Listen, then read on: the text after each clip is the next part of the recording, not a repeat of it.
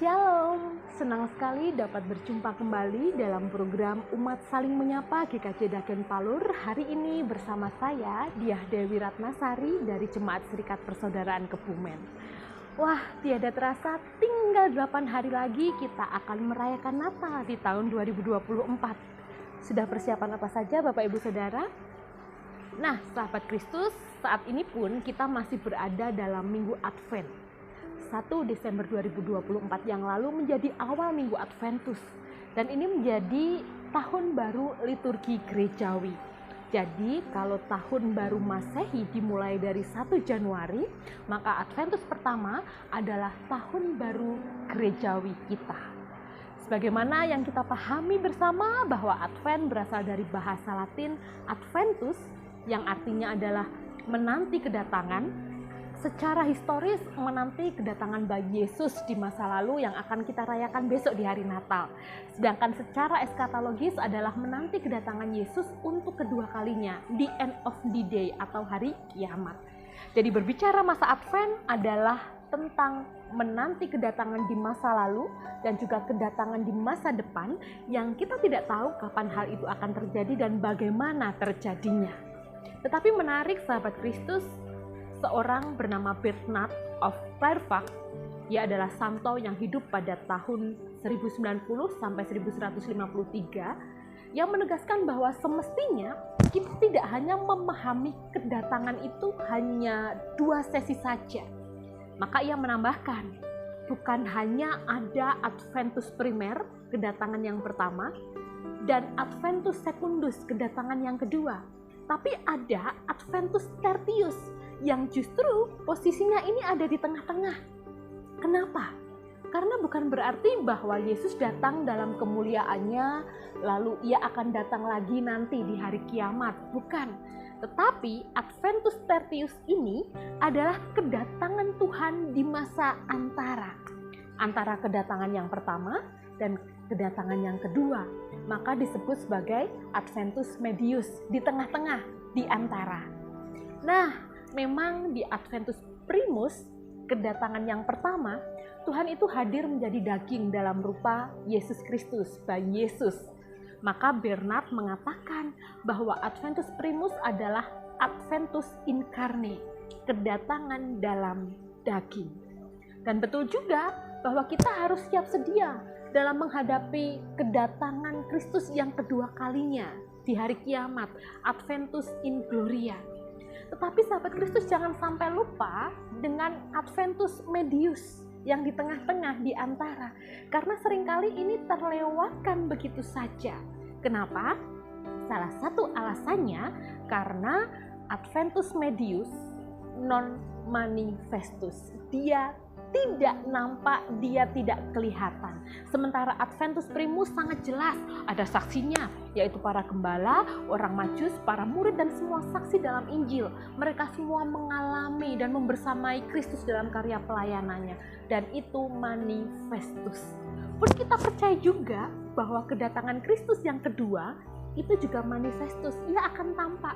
Bahkan Lukas 21 pasalnya ke-27 mengatakan bahwa pada waktu itu orang akan melihat anak manusia datang dalam awan dengan segala kekuasaan dan kemuliaannya. Jadi manifestus, nampak. Sementara sahabat Kristus, kedatangan di masa antara yang non manifestus, yang tidak nampak ini, karena apa? Satu, karena ia datang dalam bentuk roh, in spiritus. Dia juga datang dalam bentuk kekuatan, et virtute. Dia juga datang dalam bentuk ketenangan, kedamaian, requies. Dan juga dia datang dalam bentuk penghiburan, et consolatio. Dan inilah yang kita alami hari demi hari, kita alami setiap hari. Jadi Bernard mau menegaskan bahwa orang Kristen semestinya tidak sekedar memiliki kenangan kelahiran Yesus dalam peristiwa Natal, serta tidak sekedar menanti kedatangan Kristus yang kedua kalinya di the end of the day atau kiamat itu, kemudian berisi di masa antara itu adalah gelisah. Tapi semestinya kita menghayati bahwa Yesus Kristus tidak pernah berhenti datang dalam kehidupan kita. Ia datang dalam bentuk roh, Ketika mungkin kita menghadapi permasalahan, kita memiliki kekuatan, tatkala kita sedang berada di tengah badai kehidupan, kita kemudian mendapatkan sebuah keteduhan hati, ketenangan, dan mungkin di tengah duka cita yang mendalam dan kesesakan, kita kemudian mendapatkan penghiburan. Nah, di situ sebenarnya kita juga mengalami Adventus Medius, kedatangan Tuhan yang non-manifestus, yang tidak nampak tapi bisa dirasakan dan juga dialami. Dan bagi saya, penjelasan Bernard ini sangat penting. Karena apa? Karena secara praksiologis meneguhkan bahwa Advent itu juga berbicara tentang pengharapan. Pengharapan berbeda dengan optimisme.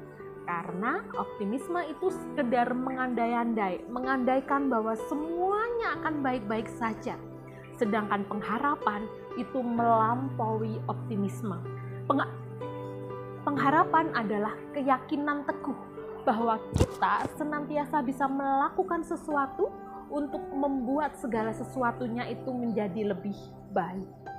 Dan pengharapan ini juga yang akan dibahas, dikupas secara mendalam oleh lembaga LPPS, Sinode GKJ dan GKI, karena sepanjang masa Advent dan Natal, kita akan sering membicarakan tentang human right.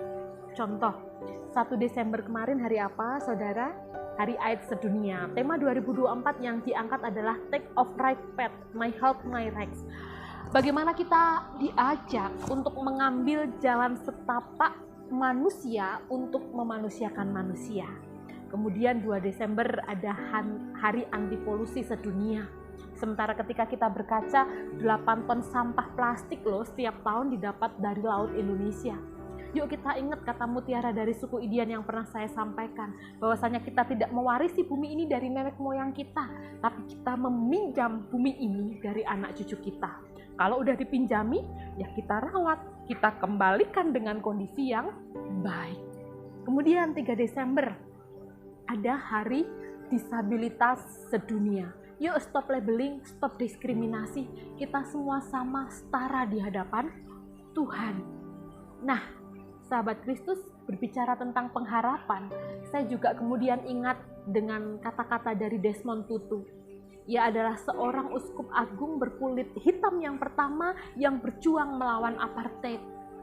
Politik yang memisahkan antara kulit putih dan juga kulit hitam, dan di mana kondisi saat itu mendiskriminasikan kulit hitam.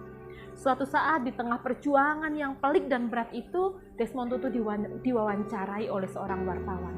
Mungkin seperti ini, Pak Desmond, apakah ini akan berhasil? Kok kayaknya situasinya berat dan sulit?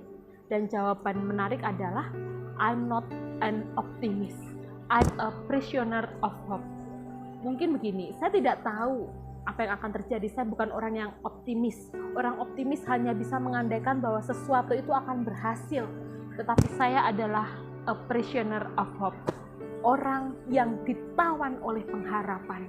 Dan itulah yang membuat saya, Desmond Tutu, senantiasa yakin bahwa ia bisa melakukan sesuatu dan perlu melakukan sesuatu di tengah situasi apapun. Sahabat Kristus, saya pikir itulah yang perlu kita hidupi di masa Advent ini, bahwa prinsip ini bisa kita terapkan dalam berbagai ranah kehidupan kita. Mungkin kita punya masalah di studi kita tidak perlu optimis, kita bisa memiliki pengharapan di dalam Tuhan. Mungkin kita punya problem di tengah keluarga, pekerjaan, relasi kita. Mungkin bukan optimisme yang kita butuhkan, tetapi pengharapan yang harus kita hidupi. Akhirnya, selamat berpengharapan, karena kita tidak sendirian. Ada Adventus Medius, ada Yesus Kristus yang hadir di masa antara ini. Di dalam roh, in spiritus, di dalam kekuatan, et virtute, di dalam kedamaian dan ketenangan, requies, dan di dalam penghiburan, et consolatio. Amin. Tuhan Yesus memberkati.